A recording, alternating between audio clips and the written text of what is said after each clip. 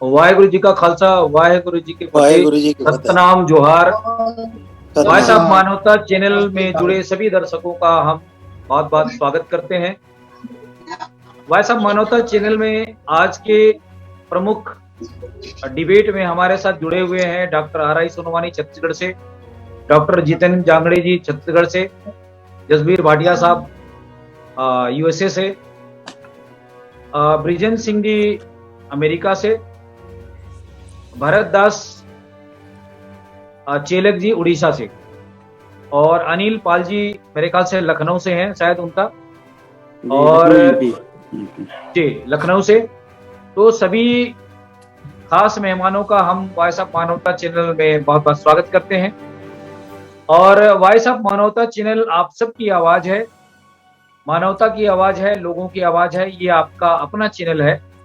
इसे लाइक करें, शेयर करें, कमेंट करें, और होने वाली इसमें जो डिबेट होती है उस पर अपनी प्रतिक्रिया भी दें, क्योंकि आपकी प्रतिक्रिया से हमारे जो मनोबल बढ़ता है और हम लोगों तक अपनी बातों को अच्छे से रख सकते हैं। तो जिस ढंग से आज का जो हमारा प्रमुख विषय है, सतनाम के मानने वाले लोगों को आखिर में भारत में क्यों इतनी परेशानी होती है, क्यों सच बोलने वाले लोगों के पीछे कुछ लोगों को परेशानी होती है, और उसको लेकर, उसकी आंदोलन को लेकर, उसके विचारों को लेकर समय समय पर बहुत सारे गुरुओं की, बहुत सारे महान पुरुषों की हत्या कर दी गई है। उसी तरीके से छत्तीसगढ़ में जो संत गुरु घासीदास जी थे, उनके द्वितीय पुत्र गुरु बालक दास जी, जो सतनाम के प्रणेता थे और गुरु घासीदास जी के उत्तराधिकारी थे, जिनको हम लोग अपने गुरु के रूप में मानते थे। उन्होंने विभिन्न जाति धर्म के लोगों को जोड़ने के लिए, सतनाम के इस महत्वपूर्ण मार्ग को आगे बढ़ाने के लिए सतत प्रयास करते रहे। उनकी हत्या क्रूर लोगों ने 17 मार्च 1860 को कर दी थी, और उनका जन्म हुआ था 18 अगस्त 1805, जो आज हमारा जो अभी कल 18 तारीख को गया है, उसी के समय में हमारे जो गुरु जी का जो जन्म हुआ था, उसकी सेलिब्रिटी हमारे उनका जन्म दिवस छत्तीसगढ़ के लाखों लोगों ने, छत्तीसगढ़ की सरकार ने भी किया है। तो उस पर हम लोग आज सतनाम आंदोलन पर दूसरी चर्चा को लेकर शामिल हुए हैं। इससे पहले भी हम लोगों ने सतनाम के मानने वाले एक कैसे हो, इस पर हम लोगों ने डिबेट किया था। तो मैं इस पर डॉक्टर R.I. सोनवानी के पास जाना चाहूंगा। सोनवानी साहब, गुरु बालक दास जी के संदर्भ में हमारे देखने सुनने वालों को उसकी पृष्ठभूमि को लेकर बताएं, क्योंकि आप छत्तीसगढ़ से हैं और गुरु बालक दास जी के द्वितीय पुत्र के बारे में ऐतिहासिक जानकारी रखते हैं। Doctor R.I. सोनवानी साहब। यस, मेरी आवाज आप तक पहुंचे ही साहब? बिल्कुल बिल्कुल। गुरु बालक दास बाबा गुरु घासीदास जी के द्वितीय पुत्र थे। जब गुरु घासीदास बाबा सतलोकवासी हुए 1850 में, तब गुरु बालक दास जी, उनके द्वितीय पुत्र गुरु बालक दास जी उनके उत्तराधिकारी हुए। गुरु बालक दास जी बाबा गुरु घासीदास के सतनाम आंदोलन के मुहिम को अपने कार्यकाल में आगे बढ़ाया। उन्होंने अखाड़ा पद्धति को भी संचालित किया। उस अखाड़ा में समाज के लोगों को, समाज के युवाओं को गुरु चलाना, बर्छी धारण करना, तलवार चलाना, लाठी चलाना आदि अखाड़ा में वो सिखाते थे, ताकि समाज की सुरक्षा के लिए, एक रक्षात्मक उपाय के लिए हमारे पास जो है फौज होनी चाहिए। इसलिए उन्होंने अखाड़ा पद्धति को स्टार्ट किया, शुरू किया। इसके बाद गुरु बालक दास जी को लौह पुरुष माने जाते हैं। माने उसमें इतनी वीरता थी, इतनी क्षमता थी कि उसको छत्तीसगढ़ का लौह पुरुष सतनामी समाज का माना जाता है। उन्होंने दोहरी सतनाम आंदोलन को चलाया। दोहरी तौर पर चलाया, मतलब यह है एक तो हिंदू समाज के में व्याप्त तमाम कुरीतियों, दोषों, विकृतियों को दूर करना चाहते थे और दूसरी तरफ वे अंग्रेजों के खिलाफ साम्राज्यवाद और सामंतवाद के खिलाफ लड़ाई लड़कर भारत को आजादी की ओर अग्रसर करना चाहते थे। तो उन्होंने सतनाम आंदोलन को आगे बढ़ाया। उन्होंने सामाजिक लोगों के सहयोग से उन्होंने सतनाम आंदोलन को आगे चढ़ाया। कुआं बोरसरा से लेकर भंडारपुरी से लेकर समाज के जहां भी प्रमुख स्थल है उन स्थलों पर जा जाकर सतनाम का प्रचार करते थे। दूसरी तरफ यह है कि गुरु बालक दास जी जो है समाज को संगठित करने के लिए, समाज में एकता लाने के लिए, समाज को संगठित करने के लिए, समाज में एकरूपता लाने के लिए उन्होंने समाज में गुणी व्यक्तियों, योग्य व्यक्तियों को उन्होंने राजमहंत, महंत, साटीदार, भंडारी आदि इस तरह से संगठनात्मक ढांचा को उन्होंने समाज में स्थापित किया। संगठनात्मक ढांचा को जब स्थापित किया तो समाज में एक प्रकार से एकता और संगठन का स्थापित हुआ। और ये जो है छत्तीसगढ़ के प्राय अधिकांश क्षेत्र में जहाँ सतनामी बहुल्य गांव था उसमें इस तरह का संगठनात्मक ढांचा तैयार किया। इन्होंने अपने कोटवार भी स्थापित किया, सामाजिक कोटवार जो है गुरु लोगों के जो भ्रमण करने की सूचना देते थे गांव के लोगों को। और जब गुरु गांव में भ्रमण करते थे तो उचित दिन, उचित तिथि और उचित समय में गुरु पहुंच रहे हैं भ्रमण करने में, इसका बैठक इत्यादि करने के लिए इन्होंने इस तरह से समाज के योग्य व्यक्तियों को, गुणी व्यक्तियों को उन्होंने राजमहंत के पद पर नियुक्त किया था, महंत के पद पर नियुक्त किया था, भंडारी निर्धारित किए, साटीदार है, कोटवार है इत्यादि। तो इस तरह समाज में इन्होंने गुरु बालक दास जी ने एक संगठनात्मक जो संरचना बनाया था वह संरचना आज भी समाज में चल रहा है। और दूसरी तरफ उन्होंने साम्राज्यवाद और सामंतवाद के खिलाफ उन्होंने सतनाम आंदोलन चलाकर जन चेतना आगे जागृत किया। और उन्होंने एक आजादी के आंदोलन के लिए एक राष्ट्रीय एकता को उन्होंने स्थापित करने की कोशिश किया। परंतु बहुत दुख की बात है कि हिंदू समाज के कट्टरपंथी लोगों ने और अंग्रेजों के दोनों के संयुक्त साजिश का शिकार होना पड़ा और उसकी हत्या औरा धौरा नामक स्थान में कर दी गई। इसके पहले मैं ये और बताना चाहता हूं कि अंग्रेजों ने उनकी प्रसिद्धि से खुश होकर, प्रसन्न होकर उनको सतनामी राजा की उपाधि दिए थे।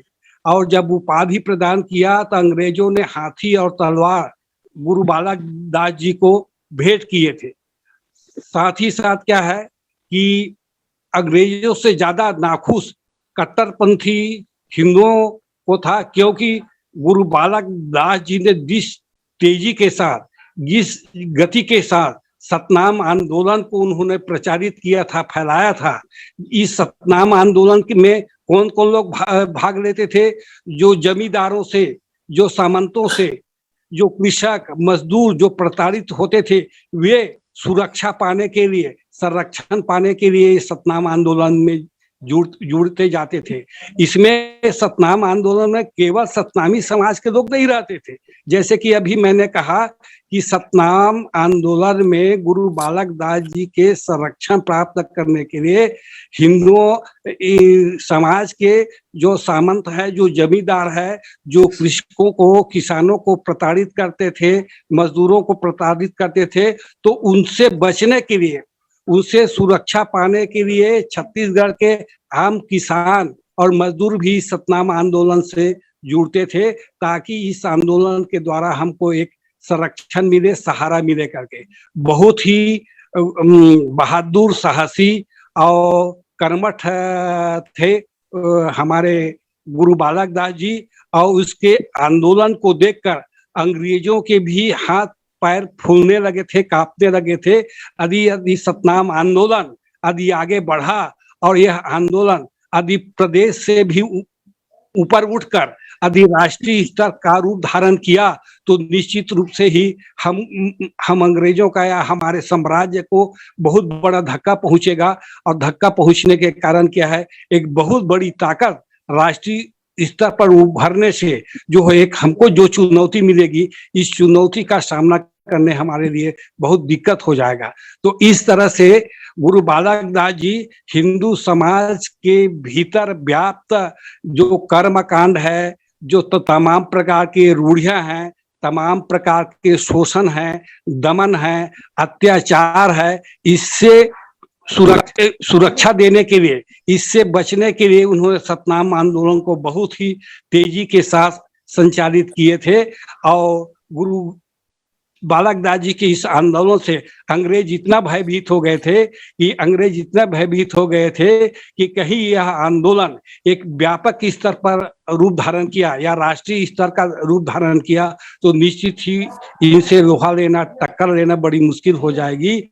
इसलिए अंग्रेजों ने साजिश किया, जो अंग्रेजों के पिट्ठू लोग थे, हिंदू पिट्ठू लोग थे, उनके चमचे थे, कट्टरपंथी हिंदू थे, उन लोगों को अपने फेवर में लिया और अपने फेवर में लेकर एक ऐसा षड्यंत्र बनाया कि जो है कि 1860 में गुरु बालक दास जी की हत्या की गई। और गुरु बालक दास जी की हत्या के पश्चात सतनामी समाज को इतना गहरा सदमा पहुंचा कि कुछ समय के लिए समाज नेतृत्वहीन हो गया। और नेतृत्वहीन होने के कारण एक समाज में बिखराव सा आने लगा। और जब राष्ट्रीय आंदोलन के युग में जब छत्तीसगढ़ में शुरू हुआ, इसके बाद जो है कि जब गुरु अगमदास जी समाज का उत्तराधिकार हुए तो फिर से समाज के लोगों को नए सिरे से संगठित करने लगे। नए सिरे से क्या है, समाज के लोगों को संगठन बनाने और जो बनाए गए संगठन है उसको फिर से उभारने की कोशिश किया गया। और इस तरह से जो है छत्तीसगढ़ अंचल में वीर नारायण सिंह के बाद दूसरा शहीद होने वाला हमारा गुरु बालक दास जी थे। जी, बहुत शुक्रिया सोनवानी साहब, आपने बहुत ही अच्छे गुरु जी के बारे में पृष्ठभूमि रखी है। मैं भरत दास चेलक जी, हमें सुन पा रहे हैं आप उड़ीसा से? जी हाँ सर, जी हाँ, बिल्कुल बिल्कुल, आवाज आ रही है आपकी। जी, जैसा कि अभी आपने डॉक्टर आर.आई. सोनवानी ने अपने विचार व्यक्त किए और गुरु बालक दास जी के बारे में पृष्ठभूमि को हमारे सामने रखा है। मैं सबसे पहले इसलिए मैं जानना चाहूंगा कि जो छत्तीसगढ़ के वासी हैं उनसे हम ये राष्ट्रीय अंतर्राष्ट्रीय स्तर में डिबेट चल रही है, इसको तमाम लोग सुन रहे हैं, तो मैं समाज के लोगों को इसलिए आमंत्रित पहले कर रहा हूं कि इस गुरु बालक दास जी के बारे में विस्तार से बता सकें। तो आप उड़ीसा से हमारे साथ जुड़े हुए, बहुत स्वागत है। गुरु बालक दास जी के इस जो क्रांतिकारी आंदोलन था, जो सामाजिक विचार था, उसको लेकर आपके पास में हमारे देखने सुनने वाले को अपने विचार रखें। भरत दास चेलक जी, उड़ीसा से। धन्यवाद महोदय। जैसा कि अभी मैंने अब मेरी आवाज आ रही है सर? बिल्कुल बिल्कुल, सुने। हाँ, अभी मैंने सोनवानी जी के उनके विचार मैंने सुना गुरु बालक दास जी की भूमिका पर, उनकी पृष्ठभूमि पर, और विशेषकर जो छत्तीसगढ़ के सतनामी संप्रदाय के लिए, सतनामी समाज के लिए वे एक लौह पुरुष के रूप में जाने जाते थे। सतनाम आंदोलन, आज जो हम सतनाम आंदोलन के बारे में जानते हैं या समझते हैं, ये सब कुछ जो देन है गुरु बालक दास जी की है। निश्चित रूप से उनकी भूमिका स्मरणीय है। हम सबको उसके विचारधारा के अनुरूप आज चलने की आवश्यकता है कि जिस तरह का आज समाज में बदलाव आ रहा है, और साथ ही साथ जो सतनामी संप्रदाय के प्रति लोगों की जो आक्रोश अभी नजर आ रहा है, इस संदर्भ में भी हमें देखना चाहिए। क्योंकि जैसा उस समय अखाड़ा और आपका ये जो कुछ चीजें जैसे लाठी है, डंडे है और तमाम चीजों की जो कला है, सीखने की जो कला बतलाते थे, जो कि आत्मरक्षा के लिए भी था, समाज रक्षा के लिए भी था, स्वयं के लिए भी, और समाज के लिए भी। तो उस संदर्भ में भी हमें आज देखने की आवश्यकता है। मुझे बहुत ही इनकी सोनानी जी की बातें बहुत ही सुंदर लगी। बहुत सारे लोग जुड़े हुए हैं। मैं अपने आप को सौभाग्यशाली मानता हूं कि इस चैनल से मैं आज जुड़ा हूं। निश्चित रूप से मैं इस संदर्भ में भी जो आपका विषय रहेगा उस विषय के अनुरूप निश्चित रूप से हम लोग थोड़ा सा प्रयास करेंगे, थोड़ी सी तैयारी करके आएंगे। आज मेरा प्रथम दिन है, तो मुझे इस संदर्भ में तो उतनी मतलब तैयारी मैंने नहीं की थी, लेकिन फिर भी अगले समय में आने वाले जो समय है आपका, जब भी जो चैनल होता है, थोड़ा सा मुझे उस विषय का थोड़ी सी जानकारी अगर थोड़ा सा पहले हम लोगों को मिलेगा तो हम लोग निश्चित रूप से उसकी तैयारी, विशेष तैयारी करके आएंगे और अपनी बात हम लोग बड़े ही प्रमुखता के साथ रख पाएंगे। मैं आपके चैनल को बहुत बहुत शुभकामनाएं देता हूं और अपने आप को सौभाग्यशाली मानता हूं। और ऐसे जो हमारे साथ बड़े बड़े विद्वान लोग जो आज के परिप्रेक्ष्य में जिनको हम सुन पाएंगे, जिनसे हम कुछ सीख पाएंगे और अपने समाज को, अपने संप्रदाय को आगे ले जाने के लिए जो हमारे लिए कारगर होगा, निश्चित रूप से वो सभी के लिए फायदेमंद होगा। तो मैं बहुत बहुत धन्यवाद देता हूं हमारे सोनवानी जी को। मैं तो पहली बार आज सोनवानी जी को सुना और बहुत ही विस्तृत चर्चा गुरु बालक दास जी के संदर्भ में, कुआं बोरसरा से लेकर चाहे वो भंडारपुरी हो, चाहे और औरा धौरा की बातें हों, और जिस तरह से अंग्रेज उनको सतनामी राजा के रूप में मानते हैं, वाकई उनको हाथी और तलवार और छत्र और भाला तमाम चीजें उनको उपाधि स्वरूप दिए थे। तो उन सब चीजों को देखते हुए हम निश्चित रूप से मान सकते हैं कि गुरु बालक दास जी सतनामी साम्राज्य के लिए लौह पुरुष तो थे ही, साथ ही साथ सतनामियों का के मुकुट थे, छत्र थे, राजा थे हमारे। जी बहुत शुक्रिया बालक दास जी। आपके पास हम फिर से लौटेंगे। मैं डॉक्टर जितेंद्र जांगड़े जी के पास जाना चाहूंगा। जितेंद्र जी सुन रहे हैं हमें? डॉक्टर जितेंद्र जांगड़े जी। हाँ सर।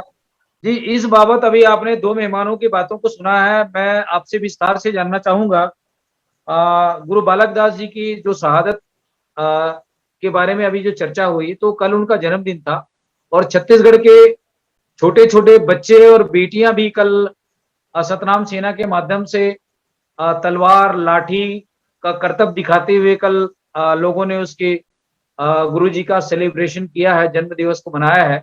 इस संदर्भ में आप विस्तार से बताएं हमारे और अन्य मेहमानों को या देखने सुनने वालों को। जांगड़े साहब जी, सबको जय सतनाम, सत श्री अकाल जी। आज बड़ा सौभाग्य की बात है कि गुरु बालक दास जो लौह पुरुष है वो छत्तीसगढ़ ही नहीं पूरी भारत का है। उनके जीवनी पर डिबेट हो रहा है। इससे हमारा सतनामी समाज ही नहीं, छत्तीसगढ़ ही नहीं, पूरी भारत देश ही नहीं, विश्व स्तर पर उनकी जीवनी का एक अच्छा असर पड़ेंगे। क्योंकि गुरु बालक दास का सतनाम आंदोलन है जो गुरु घासीदास के बाद उनकी द्वितीय पुत्र ने इतना व्यापक कर दिया था। यह सतनाम आंदोलन आर्थिक, सामाजिक और धार्मिक आंदोलन था। उनके साथ लोग जुड़ते गए कई समाज के लोग, क्योंकि बाबा बालक दास का कहना था कि यह सतनाम आंदोलन है जो सत्य, अहिंसा, विश्व शांति, समता मूलक आंदोलन है, गरीबी भगाओ आंदोलन है। इसीलिए गुरु बालक दास ने जो जमीन जोतेगा वो जमीन उसी का होगा, ये आंदोलन चलाया। इसी का फलस्वरूप सतनामी समाज बड़ा मेहनत से, संघर्षशील से ज्यादा से ज्यादा जमीन जोता और 365 जमींदार इस सतनामी समाज में हुआ और 50 एकड़, 100 एकड़, 200 एकड़ वाले हर गांव में 2-4 जन गोंटिया के रूप में स्थापित हुआ।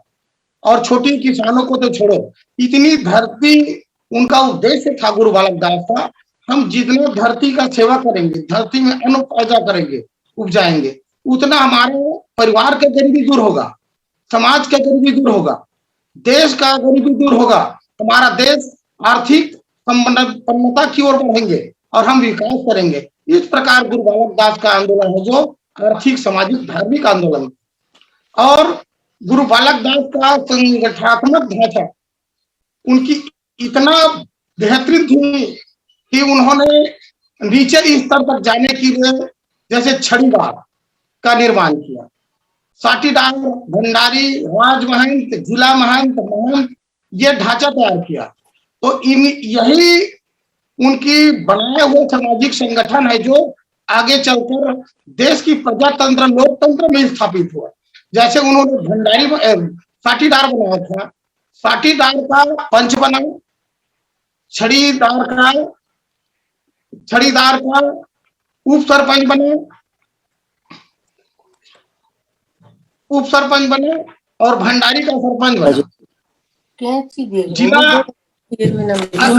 महंत का जिला सदस्य बना, जनपद सदस्य बना और महंत का विधायक बना, राजमहंत का सांसद बना।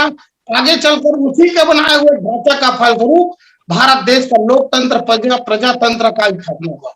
इतनी बड़ा उसका संगठन था गुरु बालक दास का। और गुरु बालक दास ने जो सतनाम आंदोलन चलाया था, उन्हीं के फलस्वरूप आगे चल करके विश्व शांति और अंग्रेजों को जो देश से भगाकर आजादी का जो कार्यक्रम बना वो निरंतर संगठनात्मक रूप से बना। इसी का फलस्वरूप जब छत्तीसगढ़ में अंग्रेजों को विरुद्ध जब आंदोलन का कार्यक्रम बना, संगठन बना, तो 1928 में सतनामी समाज का पहला संगठन बना। उनके बाद 11 संगठन बने। तो ये सतनाम आंदोलन का फलस्वरूप छत्तीसगढ़ में सतनामी समाज ने प्रथम संगठन तैयार किया था, जिसका संचालन गुरु बाड़ा पंडरी अगमदास गुरु मुनि माता के निवास स्थान गुरुद्वारा से संचालित होता था। इस प्रकार से यह आंदोलन था। जी, और बहुत शुक्रिया डॉक्टर जितेंद्र जांगड़ी साहब, हम आपके पास फिर से लौटेंगे। मैं इस चर्चा को आगे बढ़ाते हुए ब्रिजेंद्र सिंह जी के पास जाना चाहूंगा। ब्रिजेंद्र सिंह जी, हमें सुन पा रहे हैं आप? हाँ, सुन रहा हूँ, मैं आपको सुन रहा हूँ। जी, चूंकि आप भी गुरु कबीर साहब के विचारों में कई पीढ़ी से आप लोगों का परिवार है और सतनाम को आप भी मानते हैं। यूं तो पूरे भारत में सतनाम को मानने वाले विभिन्न संप्रदाय के जाति के लोग हैं, जिसमें सिख समाज है, कबीरपंथी साहब के लोग हैं, रविदासिया के लोग भी सतनाम को मानते हैं और बहुत सारे लोग हैं जो भारत की भूमि पर विश्व के अंदर में सत्य को मानते हैं और सत्य के राह में चलने वालों को ही सतनाम और सतनाम के अनुयायी कहते हैं। और उन्हीं से ही सतनामी का उद्गार हुआ है। जो सत्य के राह में चलता है वो सतनामी है, सतनामी की कोई जाति नहीं। और जिस ढंग से गुरु बालक दास जी की जो छवि उभरती है, उसकी पर्सनालिटी उभरती है, और ये गुरु परिवार जो मेदिनी दास जी या आज भी उनके परिवार में दास सरनेम जुड़ा हुआ है, जो उत्तर भारत में जो गुरु तेग बहादुर जी के साथ में जो शहीद हुए मतीदास सतीदास, इनको लोग कहते हैं कि वो सतनामी संप्रदाय से थे, लेकिन कुछ लोग कहते हैं कि वो ब्राह्मण थे। लेकिन हम जहां तक मानते हैं कि जो भी वहां से मेदिनी दास जी, साहेब दास जी या जो भी वहां से जो सतनामियों का सरनेम मिलता है वो दास से मिलता है। और वहां से आने के बाद में जो दास सरनेम है वो औरंगजेब की क्रूरता के कारण हमारा सरनेम बदल गया। जाति धर्म को लोगों ने छिपा करके अपनी जान बचाई, लेकिन बहरहाल अपनी जो पहचान है वो निरूपित है। और आज भी गुरु परिवार के जो वंशज है वो दास लिखते हैं। जैसा कि गुरु जी का जो बेटे थे वो इकलौते बेटे थे साहेब दास, उनका नाम था साहेब दास। तो मैं इस बात को आगे बढ़ाते हुए ब्रिजेंद्र सिंह जी के पास जाना चाहूंगा। ब्रिजेंद्र सिंह जी, जिस ढंग से सतनाम के मानने वाले लोगों को या उनके महान पुरुषों को, चाहे वो पंजाब के हमारे गुरुओं की बात हो, चाहे छत्तीसगढ़ के गुरुओं की बात हो, कहीं ना कहीं हमारे ऐसे सूरवीर और योद्धा और महापराक्रमी जो हुए हैं उनकी कहीं ना कहीं हत्या की गई है, ऐसा मिलता मतलब समाज की ऐतिहासिक बातें समझ में आती है। इस पर आपका हम विचार जानना चाहेंगे ब्रिजेंद्र सिंह। हाँ, देखिए, धन्यवाद बहुत बहुत। ये बड़ा महत्वपूर्ण आपने टॉपिक भी रखा है और आज एक महापुरुष को हम लोग याद कर रहे हैं, अपनी श्रद्धांजलि दे रहे हैं कि हम लोगों के बीच में वो लोग हुए हैं जिन्होंने कि समाज को जगा करके रखा है। उसमें गुरु बालक दास जी का बहुत बड़ा योगदान और नाम है। और उन्होंने जो कुछ घासीदास जी ने किया उसको और आगे काम को बढ़ाया। देखिए, हमको एक बात समझ लेनी चाहिए, सतनामी संप्रदाय में ऐसा नहीं है, कबीर का, रैदास का बड़ा सम्मान है, और उसी जो जो शेरिंग जैसे बड़े विद्वान अंग्रेज लोग हुए हैं उन्होंने भी इस बात को स्वीकार किया अपने कि इन परंपराओं को, सतनामी परंपराएं ये अचानक नहीं पैदा हुई हैं 17वीं 18वीं शताब्दी में, जैसे कि लोग इतिहासकार जो बताना चाहते हैं। ये बहुत प्राचीन परंपराएं हैं। और जहां तक हत्या का सवाल है, आप जानते हैं कि गुरु रैदास जी की समाधि भी कहीं नहीं मिलती। वो कभी कहते हैं कि वहाँ राजस्थान में है, कबीर के बारे में कहते हैं उनके फूल हो गए। तो अभी एक पलटू साहब हुए हैं, उनकी हत्या हुई फैजाबाद में। वो जो तो इस तरह संतों की, जिन लोगों ने सामाजिक परिवर्तन के लिए काम किया है, ये काम बड़ा कठिन काम है। सबसे बड़ी चीज ये है कि 1860 में जब इनकी डेथ हुई है, वो बड़ी आंधी और तूफानों का समय था। बहुत बड़े परिवर्तन से हमारा देश गुजर रहा था। आपको शायद पता होगा 1848 में महात्मा फुले ने 12 साल पहले, इनकी डेथ से 12 साल पहले महात्मा फुले ने अपना आंदोलन शुरू किया था, जिसे फुले अंबेडकर मूवमेंट कहते हैं। कुल 12 साल की पहले की बात है वो। और खास बात यह है कि जो अंग्रेजों को पानी पी पी करके गाली देते हैं, वो ये बात नहीं बताते कि इस मनुस्मृति का को खारिज कर दिया था उन्होंने 1860 में, 1861 में, यानी बालक दास साहब के हत्या के साल भर बाद की बात है। वो साल भर बाद की 1861 में बाबा साहब अम्बेडकर के जन्म हुआ है 1891 में। बाबा साहब अम्बेडकर के जन्म से 30 साल पहले मनुस्मृति को खारिज करके आईपीसी उन्होंने लगाया 1861 में, जिसमें सबको एक घाट पे पानी पिला दिया। कोई ब्राह्मण शूद्र का भेद कानून के सामने नहीं माना। तो कितने बड़े परिवर्तन से ये समाज उस वक्त गुजर रहा था। और फिर आप बता रहे हैं जैसा कि अंग्रेजों ने सम्मान दिया बालक दास साहब को, उनको राजा, सतनाम राजा के नाम से घोषित किया, तलवार भेंट की। तो आप इससे अनुमान ये भी लगा सकते हैं कि अंग्रेज इस सड़े गले हुई समाज जो जड़वादी हो चुका था, उसमें उसको उनकी दिलचस्पी थी कि ये मानवीय स्तर पर उठे, क्योंकि 1818 की बात है, यानी मुश्किल से 48 कितने साल हुए होंगे, 40 साल, 42 साल हुए हैं। 42 साल पहले जब पेशवाओं का राज खत्म किया है अंग्रेजों ने, इन्हीं महारों की फौजों से, जिनमें के बाबा साहब अम्बेडकर हुए थे, तो उसने प्रोविजन कर रखा था कि पीछे झाड़ू लटकाया जाए, गले में मटकी लटकाई जाए। तो किस तरह से अपमानों से ये दौर से गुजर रहा था। तो अंग्रेजों के लिए ये ऐसे लोग पागल उनके दिमाग में रहे होंगे, और ऐसे लोग जो मनुष्यता से बिल्कुल नीचे गिर गए हैं।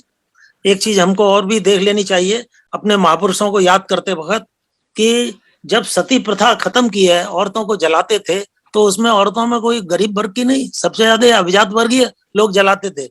और एक अंग्रेज पादरी साहब हुए हैं, उनको फादर ऑफ मॉडर्न मिशन कहते हैं, विलियम कैरी। वो इंग्लैंड के एक मोची थे, चर्च में भी वो जूते बनाते थे। उन्होंने बंगालियों की ग्रामर लिखी, मराठी की ग्रामर लिखी, और उन्होंने प्रोफेसर का काम किया फोर्ट विलियम्स में। 40 साल यहाँ इंडिया में रहे। जिस वक्त राजा राम मोहन राय का कोई नाम नहीं जानता था, वो सूदखोरी कर रहे थे, उस वक्त इन्होंने भारत का पूरा डाटा ब्रिटिश पार्लियामेंट को भेजा कि किस तरह से यहाँ औरतें जलाई जाती हैं। तो मेरा तात्पर्य कहने का यह है कि वो एक ऐसे समय था गुरु घासीदास जी का। 1850 में उनकी डेथ हुई है 80 साल की उम्र में, यानी कि 1770 के करीब उनका जन्म हुआ होगा। तो इतना बड़ा जो परिवर्तन का समय था, समाज के अंदर जागृति हो रही थी, और उसमें हम अंग्रेजों के योगदान को भी भुला नहीं सकते। सिर्फ इसलिए कि वो पानी पी करके गाली देते हैं, ब्राह्मणों को ये लग रहा था कि आज हमारा राज छूट गया है। वही जो तिलक जो हुए हैं सबसे बड़े नेता कांग्रेस के, वो उसी ब्राह्मण राज को लाना चाहते थे। वो कहते थे कि ये पार्लियामेंट में ये तेली क्या तेल निकालेंगे, ये दर्जी कपड़े से लेंगे, वहां इनकी क्या जरूरत है वहां। तो जब लोकतंत्र लाया जा रहा था उस वक्त, ये वही जमाना था। तो इसलिए ये समाज जो है गुरु घासीदास जी के योगदान का हम लोग सम्मान करते हैं। लेकिन उसके आगे पीछे हमको ये देखना चाहिए कि समाज कितने बड़े परिवर्तन के दौर से गुजर रहा है। महात्मा फूले ब्रिटिश लोगों के सामने हमारे पक्ष को रख रहे थे, एजुकेशन पॉलिसी चल रही थी, और जिस जिस ये जो गालियां पानी पी पी करके दिया करते हैं उस मैकॉले को, वो मैकॉले 1835 में, यानी 15 साल पहले यहाँ गुरु घासीदास जी के की डेथ से 15 साल पहले वो यहाँ इंग्लैंड इंडिया में आ गया था, यहाँ के कानून तैयार कर रहा था और यहाँ की जो जातिगत विषमताओं के खिलाफ आवाजें उठ रही थी। तो ये हमारे महापुरुषों को ऐसा परिस्थिति मिल गई।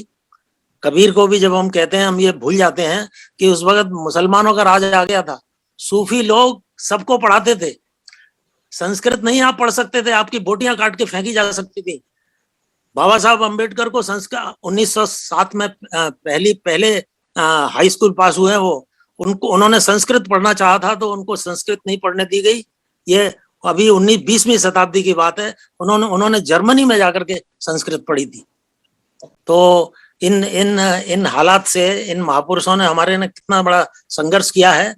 हमको ये जब बताया जाता है कि आप तो 1772 से आप सतनामी संप्रदाय शुरू हुआ है, अरे जब दुश्मन आपके इतिहास को लिखेंगे तो आपको गुमराह ही करेंगे। शैतान का काम ही होता है गुमराह करना। अपने इतिहास को स्वतंत्र लोगों ने जिन्होंने चिंतन मनन किया है, हमें अपना समझना चाहिए। अगर हमने गुलामी के बंधनों को काटना चाहते हैं तो जो सतनाम का महामंत्र दिया है, प्रकाश की ज्योति, सत्य प्रकाश की ज्योति होती है। तथागत बुद्ध ने भी कहा है कि धर्म में सिर्फ सत्य ही है, एक चक्र से उनकी तुलना की है। उन्होंने कहा ये चक्र में एक एक्सिल है जो फिक्स है, ये सत्य ही फिक्स है, बाकी हर चीज बदल रही है। तो ये जो मूल मंत्र दिया है, यही हमारा उद्धार कर सकता है। मैं आजकल जब से आपने ये सतनाम का जो मैं आप लोगों से जुड़ा हूं, तो मैं इसमें लगातार इस पर विचार कर रहा हूं और मैं समझता हूं कि जिस तरह से बालक दास साहब ने, जैसा कि हमारे भाई भारत दास जी ने बताया कि उन्होंने संगठन का काम किया उस जमाने में, आज उस काम को आगे बढ़ाने की जरूरत है, कैडर की जरूरत है। अगर आप अपने लोगों में 5% भी लोगों को प्रशिक्षित करके तैयार होते थे, ये आज समय बिल्कुल तैयार है क्रांति के लिए। तो मेरी शुभकामनाएं और मेरी श्रद्धांजलि मैं अर्पित करता हूं और आपको धन्यवाद देता हूं कि आपने ये अवसर दिया कि इतनी बात मैं अपनी रख सका आपको सामने। धन्यवाद।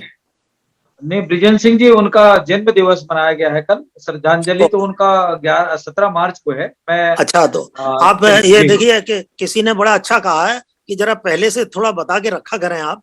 अबे मेरे ख्याल से अपने भारत दास ही कह रहे थे इस बात, जितेंद्र जी कह रहे थे सर जी कि अगर पहले से बता के रखें तो आदमी सोच विचार के आया करे और कुछ मौलिक चीजें आपके सामने रखे हैं जो आपके विचारक हैं। तो मैं मेरी शुभकामनाएं बहुत बहुत और धन्यवाद। मेरी गलती को आपने ठीक किया और ऐसे ही आप गलती हमारी ठीक करते रहें तो हमारा भी कुछ योगदान आपके आंदोलन में होगा। धन्यवाद जी। मैं बहुत शुक्रिया बृजेंद्र सिंह जी जो अभी हमारे साथ विचार साझा कर रहे थे। ये पूर्व एडिशनल डीजीपी रहे हैं उत्तर प्रदेश से, आईपीएस अधिकारी हैं, रिटायर हो गए हैं, अभी अमेरिका में हैं। मैं जसबीर भाटिया साहब के पास जाना चाहूंगा।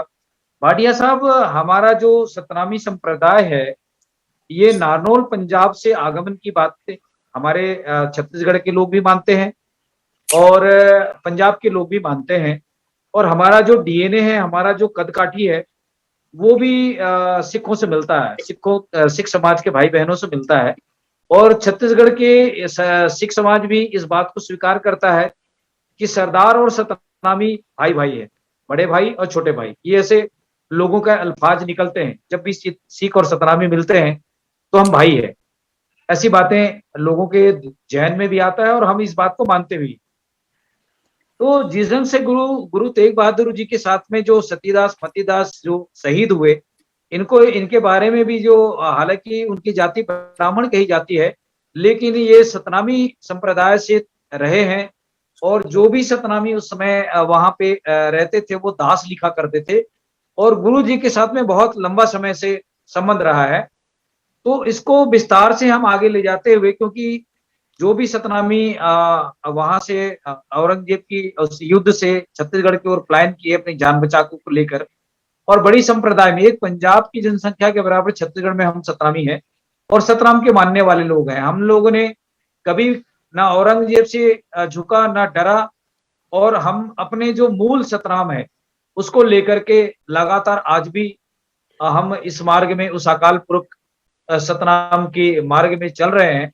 तो हम कहीं ना कहीं गुरुओं के, सिख गुरुओं के हम नजदीक हैं, सानिध्य है, और हमारा मार्ग ही एक ही है। इस संदर्भ में हम आपसे आज, हमारे दिल देखने सुनने वाले लोग हैं, हमारे जो सतनामी संप्रदाय के बहुत सारे बुद्धिजीवी जुड़े हुए हैं, इस बाबत हमारे जो दोनों का संबंध है इसको विस्तार से हमें बताएं। जसबीर भाटिया साहब अमेरिका से। जी, वंस अगेन एक बार फिर सबको सत श्री अकाल, नमस्कार। ये जो बातें कर रहे हैं आप, जो प्रगतिशील जो ताकतें हैं, ये कोई नई नहीं है। हर युग में प्रगतिशील लोग हुए हैं और उन्होंने अपनी विचारधारा को लेके समाज को आगे ले जाने की कोशिश की है। अब ये इतिहास को कितना पीछे जाके देखेंगे ये आपकी मर्जी है, लेकिन चलो हम आधुनिक जो हमारा इतिहास है, जिसे हम अच्छी तरह जानते हैं, जो लिखा हुआ है, वो है कि भारत सदियों से 8वीं सदी से लेके बाहरी आक्रमणकारियों के अधीन रहा। बड़े अत्याचार हुए हमारे। 8वीं सदी में एक मोहम्मद बिन कासिम, जो एक गुलाम था, अफगानिस्तान में रहा था, उसने 200 से कम लोगों को लेकर के हिंदुस्तान पे हमला किया। और वो बताया जाता है हमारे इतिहासकार को 40,000 हमारी औरतों को ले जाके बेचा करते थे। ये कई सदियों तक चलता रहा। हमारी औरतों को आते थे, चोरी करके ले जाते थे। उनका काम ही था लूटमार करना, और लूटमार के अंदर महिलाओं को लेके जाना, और उनको ये बगदाद और वो जितने ये एरिया हैं मिडिल ईस्ट के, वहां पर मंडियों में बेचे जाते थे हमारी महिलाएं। तो ये चलता रहा सिलसिला, और अंत तक चलता रहा। जो अहमद शाह अब्दाली जो आया है 1861 में, उसमें भी 22,000 औरतों को, ये मुसलमान पाकिस्तान के लोग भी मानते हैं कि 22,000 महिलाओं को लेके जा रहा था। क्योंकि पानीपत की तीसरी लड़ाई के बाद जब मराठा लोग हार गए, तो वापस गया जब वो अफगानिस्तान, तो 22,000 औरतों के साथ गया। और फिर उस वक्त सिख जो सक्रिय थे पंजाब में, और जिन्हें मिसलें कहते हैं, या अपने में ग्रुप बने हुए थे, और वो हमला करते थे रात को गुरिल्ला की तरफ से, कि थोड़े लोग थे, वो ज्यादा तो थे नहीं, संख्या तो हमारी बहुत कम थी। तो वो सब महिलाओं को छुड़ा के आजाद करते थे या अपने घरों को पहुंचाते थे। तो ये सिलसिला जो है कई सदियों, 1000 साल तक ये सिलसिला चलता रहा है। और उस सिलसिला के दौरान गुरु नानक ने आवाज उठाई है। अगर आप गुरु नानक की पूरी हिस्ट्री या पूरा इतिहास पढ़ें, उनकी अपने हाथ की लिखते हैं, तो आपके रोंगटे खड़े हो जाएंगे जो उन्होंने हालात बताए हैं। तो गुरु नानक ने उन बादशाहों को, जैसे बाबर था, आया था, उसको कुत्तों की तरह कहा। ये शीं है जो आम जनता के ऊपर जिस तरह से जंगल में शीं जो शिकार करता है, इस तरह से वो लोग जो साधारण पुरुष हैं, जो साधारण लोग, उनके ऊपर शिकार करते हैं, मारते हैं, उनको लूट मार करते हैं। और सो ये बात जो है गुरु नानक की आवाज उठाई। उसके बाद उन्होंने शांतिपूर्वक लोगों के मनों को चेंज करने की कोशिश की अपनी विचारधारा से, तभी से, ताकि हमारे में जागृति आए। सबसे पहले आप तो सब जानते हैं, मैं ज्यादा उसको रिपीट ना करूं, दोहराऊं नहीं, समय की कमी होती है। उसी वक्त उन्होंने एक ओंकार सतनाम का जो शुरू किया।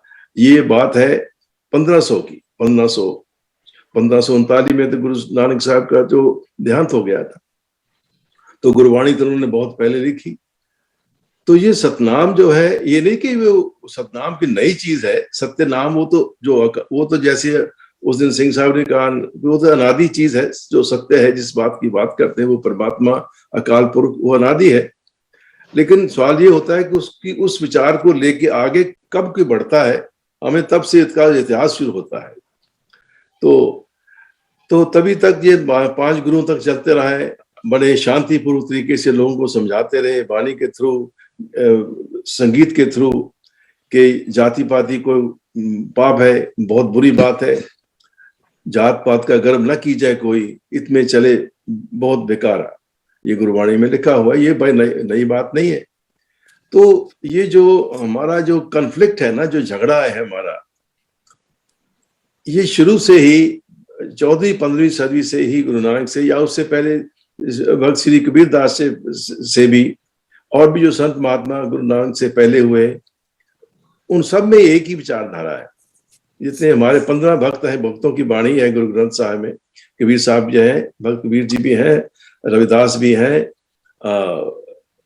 महाराष्ट्र से भी हैं, उनका नाम था भक्त नामदेव, वो भी एक छोटी जाति के थे, और फिर जयदेव वो जो बंगाल से थे, और उन्होंने सारे ही भारत के अंदर जितने भी ऐसे महान पुरुष हुए हैं, उनकी वाणी को लेके एक ग्रंथ बनाया। किस लिए बनाया? ताकि सबकी जो विचारधारा है चेंज हो, प्रोग्रेसिव हो, प्रकृतिवादी हो। उसमें मैं हिंदी ज्यादा अच्छी तरह जानता नहीं हूँ, आप जितनी बोलते हैं मैं नहीं समझ सकता कई बार। बड़ी प्रोग्रेसिव जो शक्तियां हैं उनको उभारने की कोशिश की। ये जातिवादी का जो मनोवाद सिस्टम है, उसको उसके खिलाफ आवाज उठाई। तो यही आवाज जो है, मैं देख रहा हूँ पैरेलल क्या है आपका सतनाम और सिख जो है, वो एक कंटिन्यूटी है। मैं उसको समझता हूँ कि वो एक कंटिन्यूटी है। जैसे इतिहास के हिसाब से आपके जोगीदास और वीरभान ने 1657 में सतनाम का एक मत शुरू किया। ये नहीं कि सतनाम कोई नई चीज थी, लेकिन उन्होंने अपने समाज में इसको शुरू किया। और इतिहास के हिसाब से 1657 में ही उनके पिताजी, जो हमारे इतिहास के हिसाब से हीरानंद जी कहे जाते हैं, भाई हीरानंद जी, लेकिन आप कहते हैं कि उनका नाम गोपाल दास था। तो उनके 4 पुत्र थे, एक मतीदास, सतीदास 2 पुत्र थे, दूसरों का हमें ज्ञान नहीं है। मुझे लगता है कि जोगीदास और वीरभान दूसरे उनके भाई थे।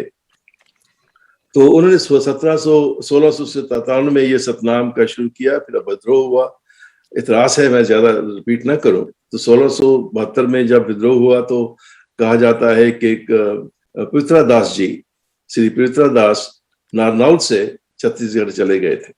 तो उनकी विचारधारा जो थी वो वहीं से चलती आ रही है।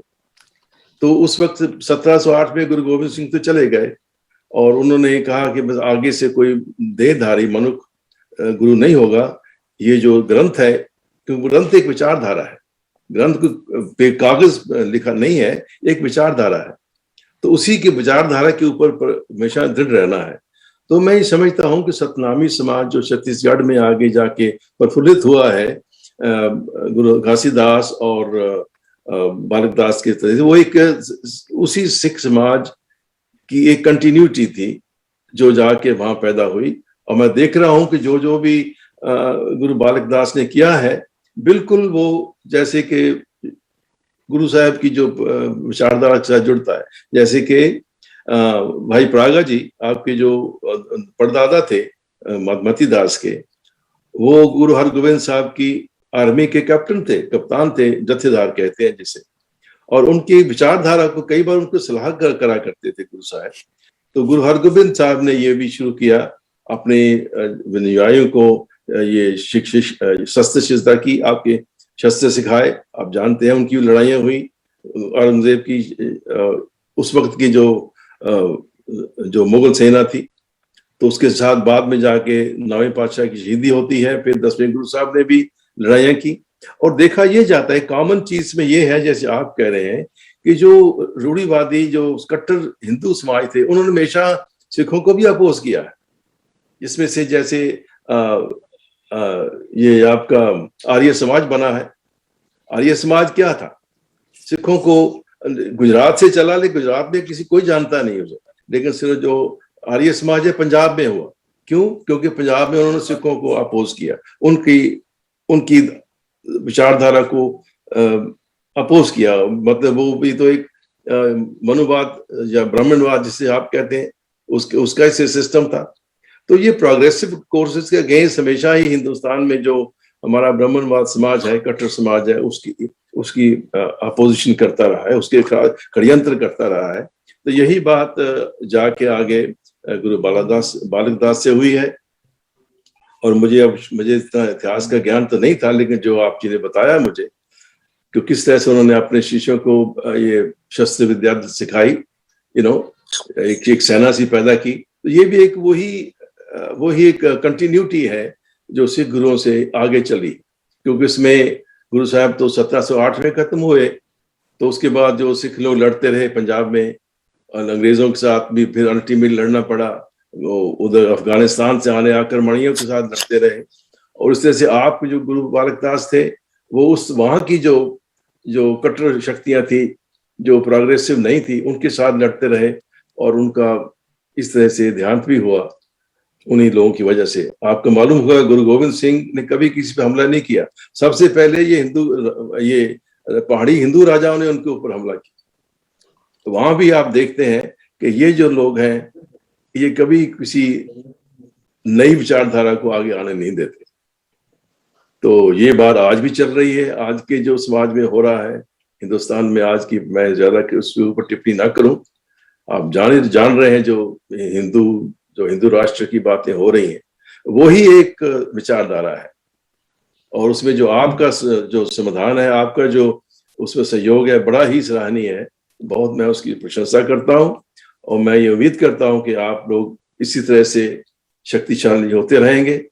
और एक तरफ पंजाब वेस्ट में है, आप उड़ीसा छत्तीसगढ़ से हैं, तो ये दोनों ताकतों को इकट्ठे होना है, इकट्ठे होके इस जो हमारा कॉमन शत्रु है, लोग नहीं है, ये जो ब्राह्मणवाद है जो लोगों को अन्याय में रखता है, जो जाति पाति में लोगों के साथ अन्याय करता है, उस गलत धारणा को खत्म करना है।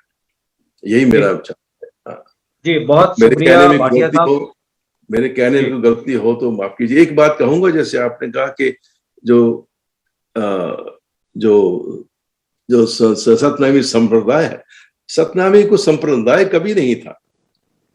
संप्रदाय तो कोई बनता ही नहीं है, सतनामी भी सब लोगों के जैसे थे। जैसे आपने कहा ब्राह्मण, जो हमारे विचार से जो श्री गौतम दास सबसे पहले जो वेस्ट पंजाब डिस्ट्रिक्ट झेलम है वहां रहते थे, उनको एक बताया जाता है, नाम था खास करके एक ब्राह्मण समाज का, और वो भी योद्धा लोग थे। और उनमें से जो श्री गौतम दास आए थे तो गुरु अर्जन के साथ मिलके वो सिख हो गए, उनके अनुयायी हो गए, सिख हो गए या सतनामी हो गए। इसमें कोई ये शब्दों में नहीं हमें पढ़ना है, हमें तो विचारधारा के साथ जुड़ना है। तो फिर गौतम दास की संतान होती है प्रागत जी, लखीदास जी, उसके बाद फिर आपके हीरानंद या गोपाल दास की, उसके बाद फिर सतीदास की, उसके साथ साथ जोगीदास और वीरभान जी की, और उसी समाज में से पितृदास जी होंगे, हो सकता है, मैं नहीं जानता हूं, लेकिन एक कंटिन्यूटी है। और ये 1500-1600 से चली आ रही है, 1700-1800 की बात नहीं है। कि गुरु अर्जुन आप जानते हैं कि 1580 के बाद आए, तो ये बहुत पुराना रिश्ता है हमारा आपके समाज से। तो ये बहुत 3 सदियों से चलता आ रहा है, 3-4 सदियों चलता आ रहा है। जी, नहीं कहूँगा। हाँ जी, बहुत शुक्रिया भाटिया साहब, आपने विस्तार से हमारे देखने सुनने वालों को, हमारे सतनामी भाइयों को, बुद्धिजीवियों को, साथियों को ये बातें कही है। क्योंकि हमारा जो अटूट संबंध है, हमारे पुरखों का जो संबंध है, वो नारनौल पंजाब से है। चाहे वहां हम जिस हालत में रहे हों, लेकिन हमारे भाई हैं, ये हम जानते हैं। और यही हमारा हम सब के छत्तीसगढ़ के लाखों करोड़ों सतनामियों का ये विचार है कि सिख हमारे भाई हैं और सतनामी है, सिख सतनामी हमारे भाई हैं, और हम एक ही हैं। सतनाम के मानने वाले, चाहे कबीर पंथ की विचारधारा हो, चाहे कोई भी जो सतनाम के मानने वाले हैं, वो सब हमारे भाई हैं। आज के इस प्रमुख डिबेट को हम आगे ले जाते हुए मैं जितेंद्र जांगड़े जी के पास थोड़ा सा और जाना चाहूंगा। जितेंद्र जांगड़े जी, जिस ढंग से आप पंजाब नारनौल तरफ आप कई बार गए हैं, तो वहाँ के जो लोगों की जो सोच है, विचार है, और उन लोगों से मिलने के बाद में आपको क्या लगता है कि जैसा अभी भाटिया जी ने कहा कि वहाँ के जो उत्तर भारत के जो सतनामी है, उनके साथ हमारा आज भी वहाँ के जो सतनामी है उनसे क्या मतलब मेल खाता है, या क्या ऐसी कोई बातें हैं जो हमें जोड़ती है? जांगड़े जी। जी सर, जी सर।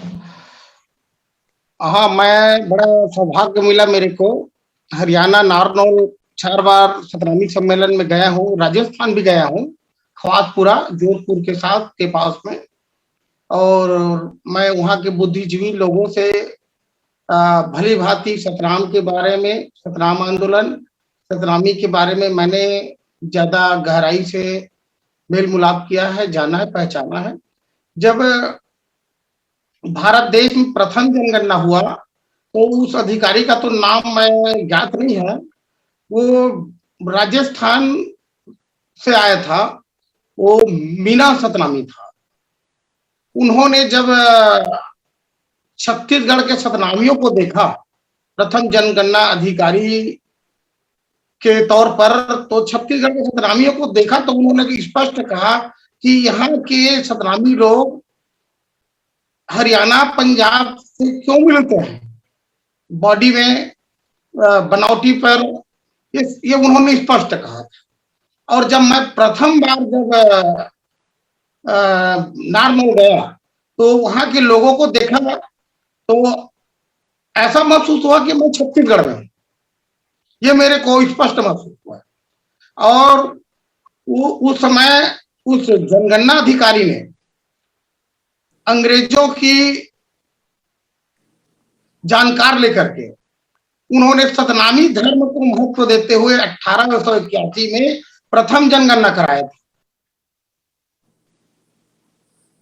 जांगड़े जी अपनी आवाज को म्यूट करें। 8 नंबर की कहानी सतनामी धर्म लिख करके जनगणना कराया।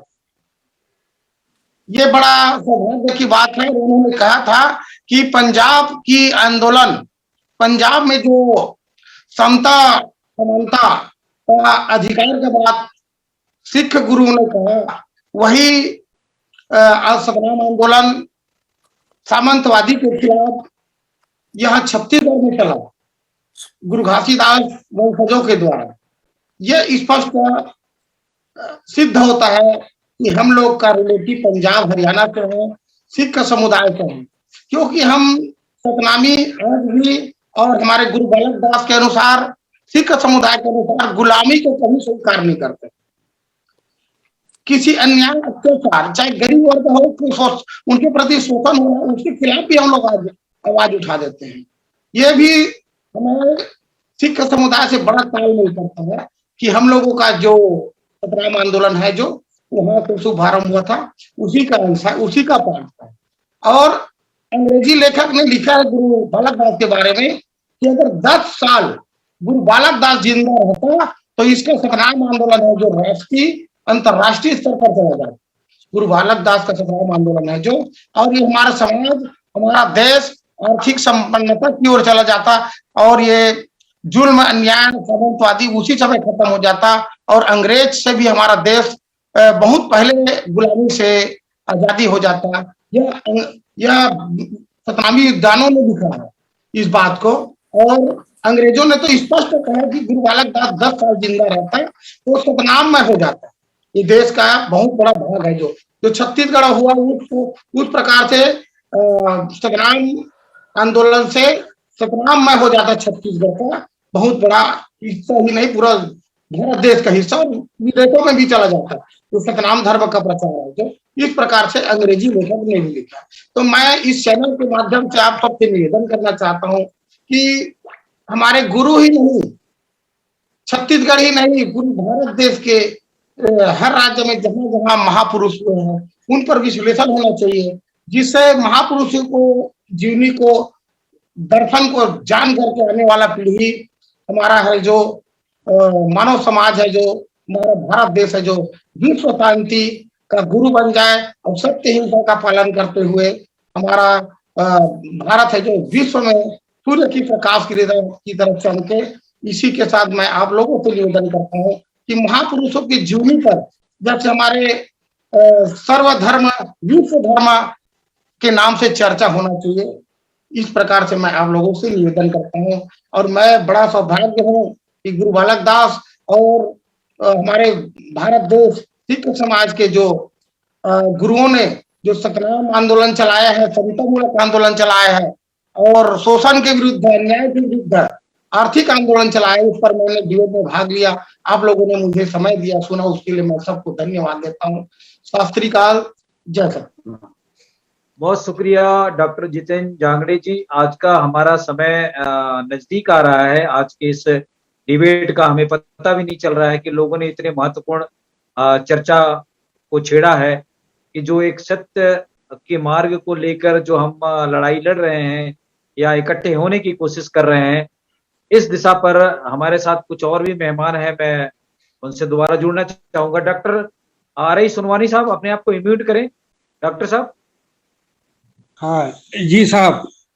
मैं दोबारा आपके पास फिर से लौटना चाहूंगा। जैसा कि भाटिया जी ने, ब्रिजेंद्र सिंह जी ने और भी चेलक जी ने उड़ीसा से हमारे साथ जुड़कर अपने विचार साझा किए है, और भाटिया साहब ने विस्तार से हमारा जो छत्तीसगढ़ और पंजाब की विचारधारा को लेकर के जो चर्चा की, इस पर आप कितना सहमत हैं? आप अपने कुछ और विचार साझा करें। जी, मैं कहना ये चाहूंगा कि महात्मा कबीर की विचारधारा हो, गुरु नानक जी का विचारधारा हो, संत जोगीदास जी या वीर भान जी के विचारधारा हो, सतनाम का जो विचारधारा है वो सभी एक समान है। अब देश काल परिस्थिति के अनुसार भले ही इनकी शाखाएं अलग अलग होती गई, भारत के अन्य क्षेत्रों में भी फैलते गया, लेकिन मूल रूप में सतनाम का जो लक्ष्य है, सतनाम का उद्देश्य है, सतनाम का जो शिक्षा है, ये सभी में एकरूपता है। अब क्या है कि एकरूपता के साथ साथ जो अंग्रेजों के खिलाफ हो या हिंदू कट्टरपंथियों और सामंतवादियों के खिलाफ हो, वो खिलाफ में भले ही लड़ाई या संघर्ष या विरोध करने के तरीका जगह अलग अलग जगह के अनुरूप भिन्न भिन्न भला ही रहा हो, लेकिन सभी लोग सभी स्तर के, चाहे किसी भी क्षेत्र का हो, सबका ही उद्देश्य एक था, मनुवादी व्यवस्था को बदलकर, मनुवादी एक तंत्री व्यवस्था को बदलकर लोकतंत्री व्यवस्था का समर्थन करे। भारत जैसे देश में लोकतंत्री व्यवस्था कायम हो और यह लोकतंत्री व्यवस्था जो है, ये भारत जैसे अनेक संस्कृति वाला जो देश है, उस देश में एकता लाकर, उस देश में एकरूपता लाकर लोकतांत्रिक व्यवस्था कायम करें। ये जितने जो सुधारवादी हैं या जितने भी जो है अंग्रेजों के खिलाफ हो या हिंदुओं के खिलाफ में जो आंदोलन चलाए, सबका ही एक ही लक्ष्य था कि भारत को आज़ादी मिले, भारत में लोकतांत्रिक व्यवस्था बहाल हो और सबका कल्याण हो, विश्व बंधुत्व की भावना कायम हो। अब ये भी एक संदेश देना चाहता हूँ, भारत को कहा गया है, भारत को आदिकाल से ही, या कहिए कि आदिकाल के बाद का समय से कहा है, सत का भारत, सत का भारत, सतनाम भारत। हम आज भी यही कहते हैं, भारत देश में हमेशा ही सत की उपासना होती रही है, युग युगों में होती रही है, आज भी हो रही है। इसलिए सतनाम का प्रचार कर भारत देश को सतनाममय भारत बनाने की कोशिश होना चाहिए, और भारत की एक एक इंसान में और विश्व के एक एक इंसान में यह संदेश पहुंचना चाहिए कि हमेशा, चाहे भारत हो चाहे भारत के बाहर हो, भारत की भूमि हो चाहे भारत के बाहर की भूमि हो, एक ही धर्म है, सतनाम धर्म। सतनाम से ही सबका कल्याण हो सकता है, सबकी भलाई हो सकती है, सबको जो है मनुष्य का जो अंतिम लक्ष्य है, जिसको निर्वाण कहे चाहे मोक्ष कहे, वो मिल सकता है। और सत के अलावा सारे चीज व्यर्थ है। इसलिए आज का मैं तो ये कहूंगा, मैं इसमें आर्टिकल भी लिखा हूं कि सतनाम भारत के स्वप्न दृष्टा संत गुरु घासीदास, इस पर आर्टिकल लिखा हूं बहुत बेहतरीन। यदि हमारे गीता देश के जो धर्म ग्रंथ गीता है में कण कण में भगवान की कल्पना की गई है, तो सतनाम दर्शन में घट घट में सतनाम का संदेश दिया गया है कि पूरे विश्व के मनुष्य के आत्मा को, हृदय पट को, आत्मा को घट घट कहा गया है। सबके हृदय में सतनाम विराज होना चाहिए, सत के अनुरूप आचरण होना चाहिए, सत के अनुरूप कर्म होना चाहिए, सत के अनुरूप मार्ग में चलकर ही मनुष्य का उद्धार होना चाहिए।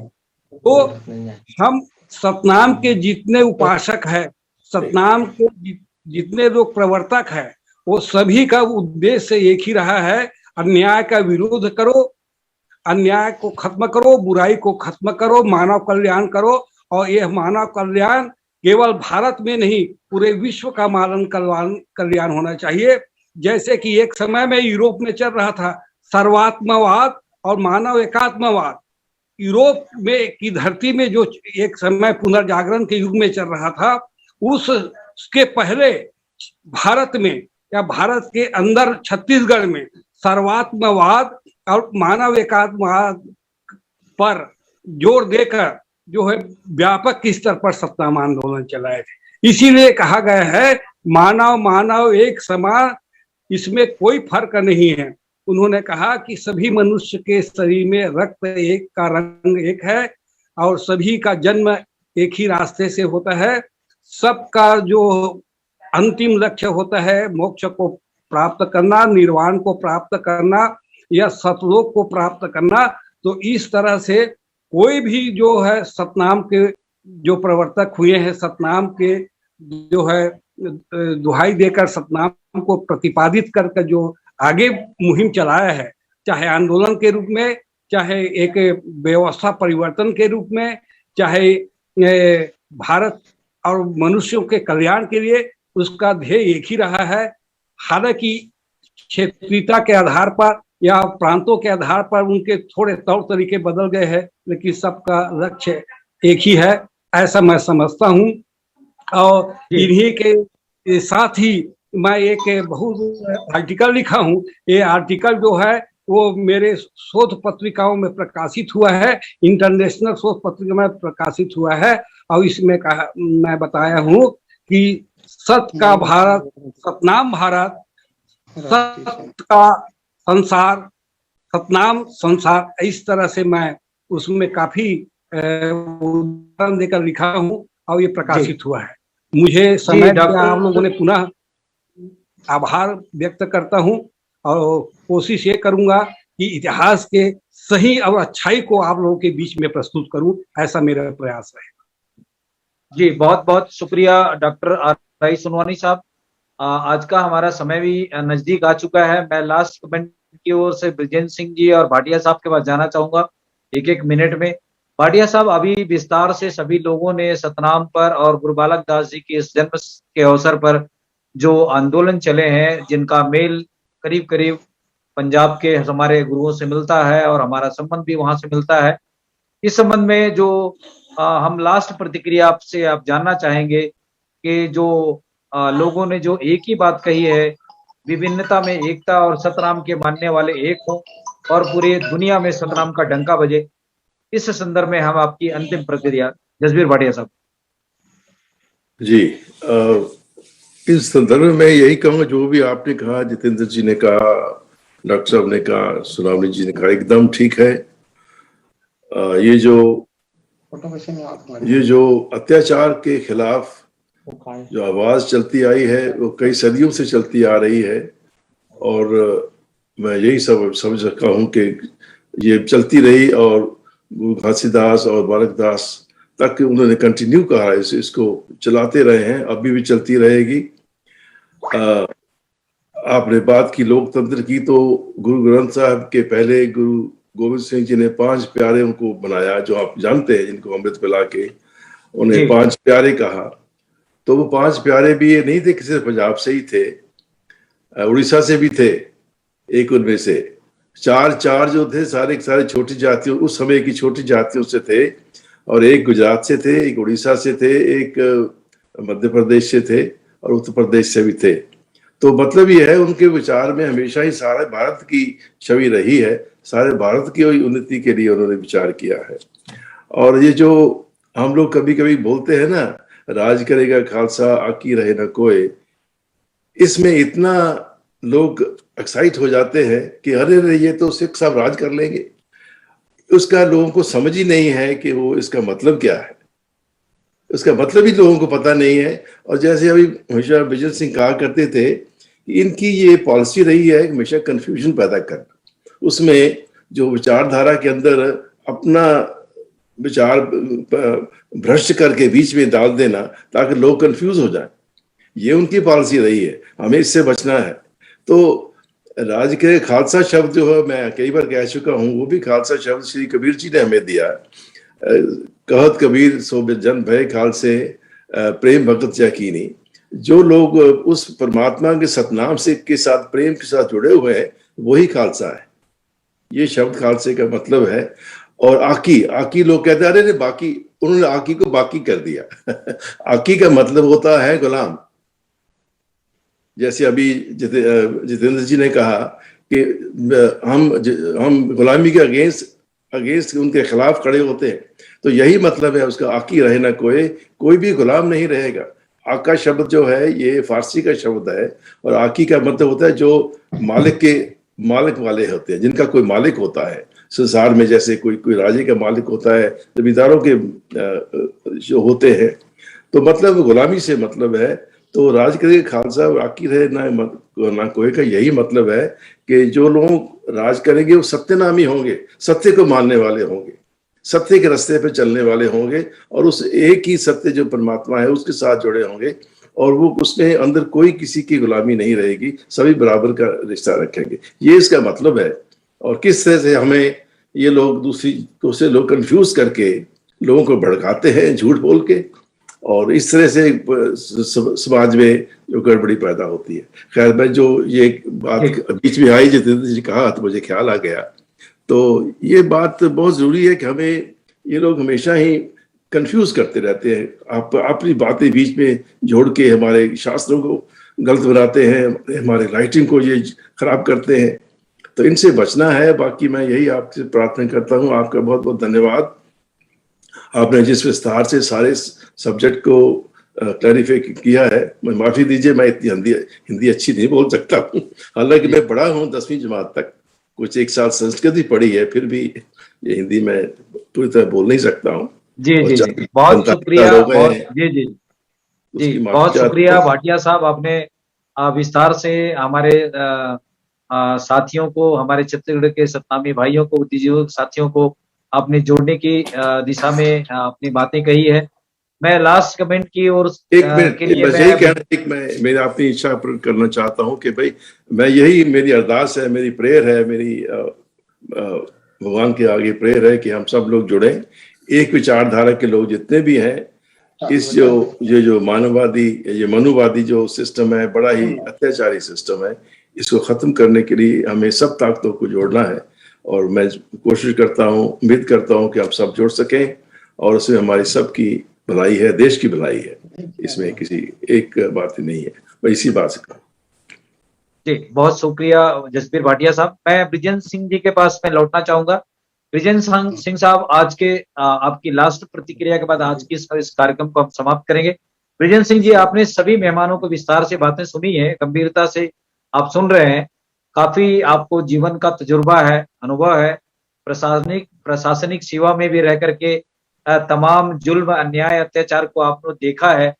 तो मैं आपसे अंतिम प्रतिक्रिया के रूप में जानना चाहूंगा कि उत्तर प्रदेश जैसे एक बड़े राज्य में लॉ एंड ऑर्डर को आपने देखा है, उस संदर्भ में आज के इस डिबेट को हम आपके प्रतिक्रिया के बाद समाप्त करेंगे। अब हमारे देखने सुनने वाले को लास्ट कमेंट आपने आज के इस बाबत।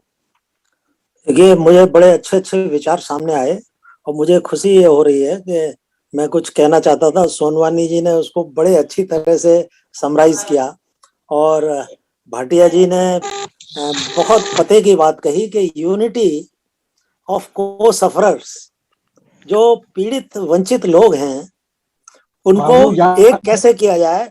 तो हमारा आधार एक करने का है, सत्य नाम सत्य का घोष है हमारा। और जो सम्राट अशोक का शेर चारों दिशाओं में दहाड़ रहा है और सत्यमेव जयते लिखा हुआ है।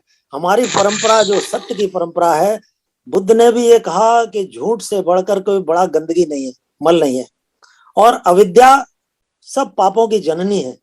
तो जो लोग अंधकार फैला रहे हैं, अविद्या फैला रहे हैं, झूठ बोल रहे हैं, उनके खिलाफ संघर्ष करने की ये प्रेरणा हमें सत्यनाम देता है। और हमारे बीच में एक से एक बड़े महापुरुष हुए हैं। आज इतने बड़े महापुरुष को हम याद कर रहे हैं।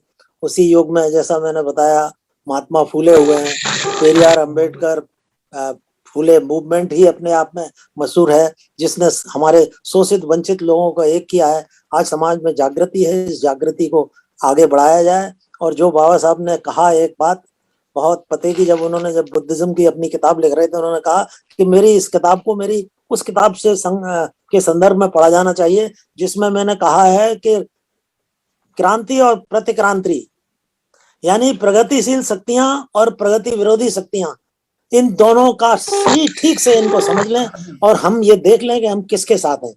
सत्यनामी प्रगतिशील शक्तियों के साथ हैं, सत्यनामी सत्यवादी शक्तियों के साथ हैं। वो जालिमों के साथ नहीं हो सकते, वो मजलूमों के साथ हो सकते हैं। तो मजलूमों को तरीका सबसे बड़ा यही है कि उनको संगठित किया जाए। यही काम बालक दास साहब ने किया, उसी काम को आगे बढ़ाया जाए। अगर संगठित होंगे, एकता होगी, जैसा कि सोनवानी जी ने भी कहा, भाटिया जी ने भी कहा, वो एकता होगी और इतिहास को ठीक से समझेंगे तभी एकता भी होगी। क्योंकि अगर हमने गलत इतिहास पढ़ रखा है तो हमारे निष्कर्ष भी गलत निकलेंगे। तो आज विज्ञान का युग है।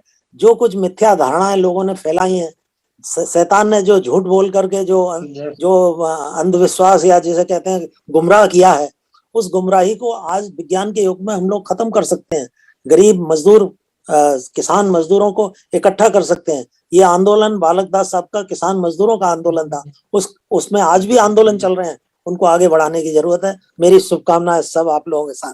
धन्यवाद जी, बहुत शुक्रिया आप सभी मेहमानों का। जसबीर भाटिया साहब का अमेरिका से, डॉक्टर RI सोनवानी साहब का छत्तीसगढ़ से, डॉक्टर जितेंद्र सिंह जी का, ब्रिजेंद्र सिंह जी का अमेरिका से, हमारे साथ जो भारत दास चेलक जो उड़ीसा से जुड़े थे, सभी मेहमानों का, आज के खास वक्ताओं का हम स्वागत करते हैं, धन्यवाद करते हैं।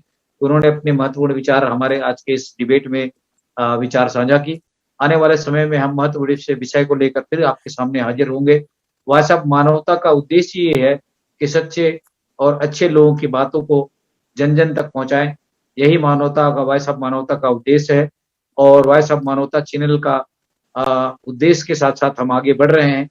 और हमारे इस चैनल को, वह सब मानवता चैनल को लाइक करें, कमेंट करें, शेयर करें और अपने विचारों से हमें हमारे जो वेबसाइट है उसमें जाकर अपने विचार भी दें, ताकि हम अपने इस चैनल को कितना और आगे ले जा सकते हैं, उसमें क्या सुधार कर सकते हैं, यही हमारा उद्देश्य है। आज के इस कार्यक्रम को हम यही विराम देते हैं। वाहेगुरु जी का खालसा, वाहेगुरु जी की फतेह। सतनाम जोहार। सतनाम।